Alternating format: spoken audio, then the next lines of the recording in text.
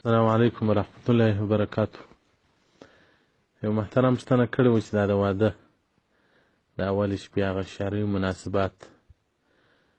محترمه، شرط الاسلام صفحه 443 فصل فی سنن نکاح کې وایي خاوند چې زوم چې د ناوې خونې ته ورولي نو دواړه دې لمونځونه وکړي، دوه رکعته نفل دې وکړي. بیا د نارینه د ښځې تندی لکه ادم چې پر کوي داسې دې ونیسي، دعا دې وکړي چې اللهم یې بارک خدای بارک لی، برکت واچوې ما لره په اهل زما کې، او زما اهل ته برکت ورکړي په ما کې، او موږ ته ښه ژوند را نصیب کړي، او موږ په مابینځ کې چې هر خیر وي په هغه کې موږ ته شراکت راکړه، او موږ په خیر کې سره جمع کړه، او موږ یو بل سبب د دین د کولو باعث جوړ کړه. نو دعایې به وکړي.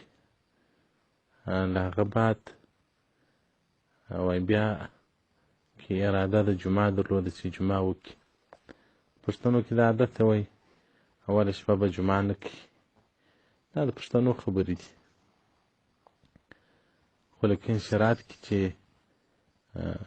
ښځه شرعي عذر نه لري، بلکل جمعه هر وخت ورسره واده، که د واده په اوله شپه یې که هر وخت وي، ځکه په دین کې شرم نشته.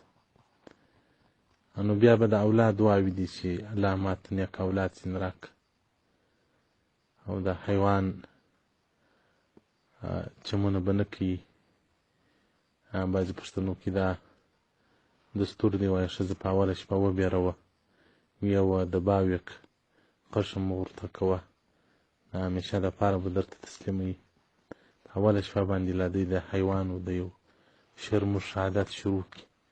د الله د مخلوق سره چې رسول الله صلی وایي خیر ستاسو هغه دی چې خیر د اهل سره وي، دا ستا د ژوند ملګری دی، په دې سره ستا آخرت سمیږي، ستا قبر روښانه کېږي. نبوي زندګي ورسره وکړه، نبوي اخلاق ورسره وکړه.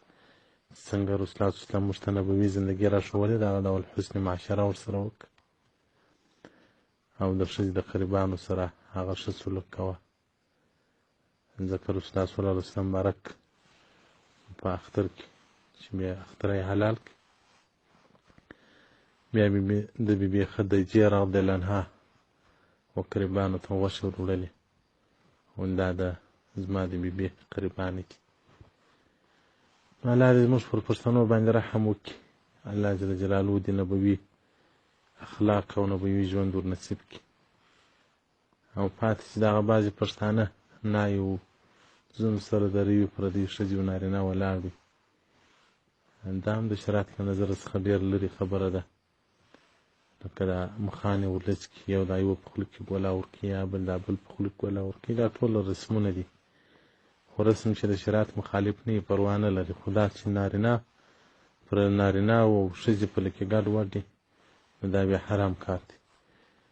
نو بل دغه شپه د اجابت د دعا ده چې دعا قبلیږي.